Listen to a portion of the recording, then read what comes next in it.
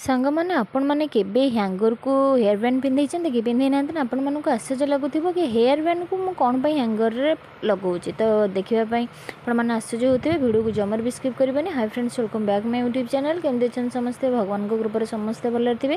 ଆଜି ମୁଁ ଆପଣମାନେ ଏବେ ବହୁତ ୟୁଜଫୁଲ୍ ଟିପ୍ସ ଆଣିଛି ଯେଉଁଟାକି ଆପଣମାନଙ୍କ ବହୁତ ବଡ଼ ବଡ଼ ସମସ୍ୟାର ସମାଧାନ କରିପାରିବ। ତ ଫାର୍ଷ୍ଟ ଟିପ୍ସ ଅଛି ଏମିତି କିଛି ପିଲାମାନେ ଯେତେବେଳେ ସ୍କୁଲ ଯାଆନ୍ତି ନା ଆପଣମାନେ ଦେଖିଥିବେ ସେମାନଙ୍କ ହାତ ବା ଏମିତି ମାନେ ଆଙ୍ଗୁଠି ଉପର ଏମିତି ସବୁ କ'ଣ କରନ୍ତି ନା ସେମାନେ ବହୁତ ଗାରେଇ ଦେଇଥାନ୍ତି ହାତ ପାପୁଲି ହେରିକା।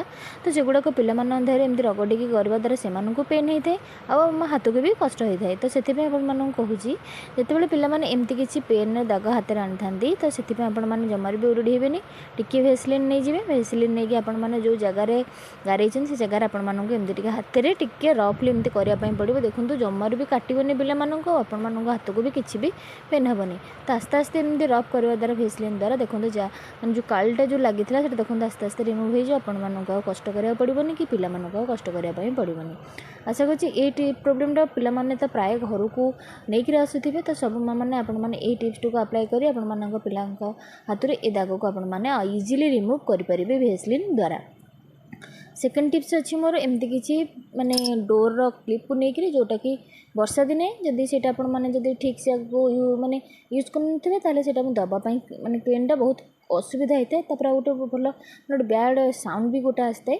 ତ ମଝିରେ ମଝିରେ ଆପଣମାନେ କ'ଣ କରିବେ ନା ଯଦି ଆପଣମାନଙ୍କ ଡୋର୍ରେ ଏମିତି କିଛି ପ୍ରୋବ୍ଲେମ୍ ଆପଣମାନେ ଫେସ୍ କରୁଛନ୍ତି ସେଥିରେ କିଛି ଆପଣମାନେ ନଡ଼ିଆ ତେଲ ନେଇଯିବେ। ନଡ଼ିଆ ତେଲ ନେଇକି ସେଇ ଯେଉଁ କ୍ଲିନ୍ ଯେଉଁ ଅଛି ଆମର ସେଇଥିରେ ଆପଣମାନଙ୍କୁ ଟିକେ ଦେବାର ଅଛି। ଆଉ ଦେଇକିରି ଆପଣମାନେ କେମିତି କରିବେ ସେଇଟା ମୁଁ ଆପଣମାନଙ୍କୁ କହୁଛି।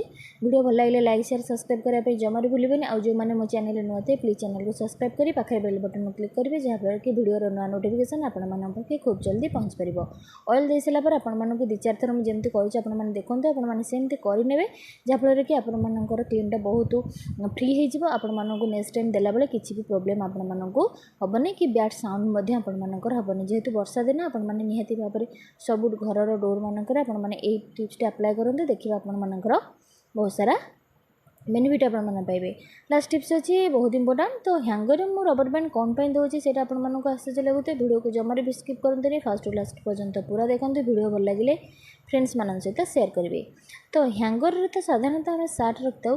ତ ପ୍ରୋବ୍ଲେମ୍ ଏଇଟା କ'ଣ ହୁଏ ନା ଯେତେବେଳେ ଆମେ କିଛି ସାର୍ଟ ରଖିଥାଉ ସେଇଟା ଆମର ହ୍ୟାଙ୍ଗରର ମାନେ ଓଭର ହେଇଯାଏ ଯାହାକି ଆପଣମାନଙ୍କୁ ଭଲ ସେପ୍ ଦେଇନଥାଏ। ଆମର ମାନେ ଭଲ ଦେଖା ବି ଯାଇନଥାଏ। ଆମ ମାନେ ଜାଗା ବି ଅଧିକ ନେଇଥାଏ।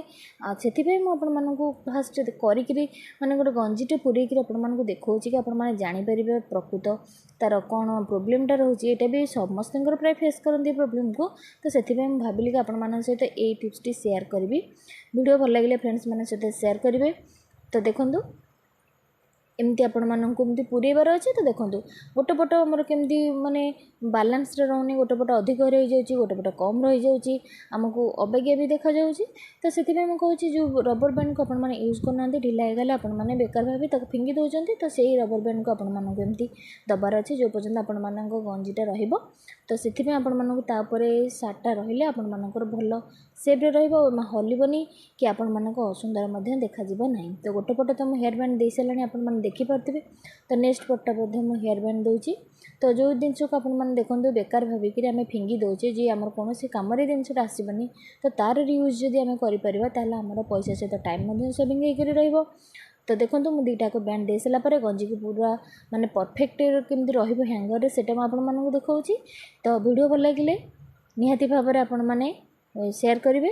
ଆଉ ଆଜିର ୟୁଜଫୁଲ୍ ଟିପ୍ସ ଗୁଡ଼ିକ ସବୁ ଆପଣମାନଙ୍କ ପାଇଁ ଥିବ। ଆଉ କେଉଁ ଟିପ୍ସଟା ଆପଣମାନଙ୍କୁ ବେଶୀ ୟୁଜଫୁଲ୍ ଲାଗିଲା ସେଇଟା ମୋତେ କମେଣ୍ଟ ସେକ୍ସନରେ ନିହାତି ଭାବରେ ଜଣାଇବେ। ତ ଦେଖନ୍ତୁ ମୁଁ ଆପଣମାନଙ୍କୁ ଦେଖାଉଛି ତା'ର ଆଉଟଲୁକ୍ଟା କେମିତି ଦେଖାଯାଉଛି। ତ ରହୁଛି। ଜୟ ଜଗନ୍ନାଥ।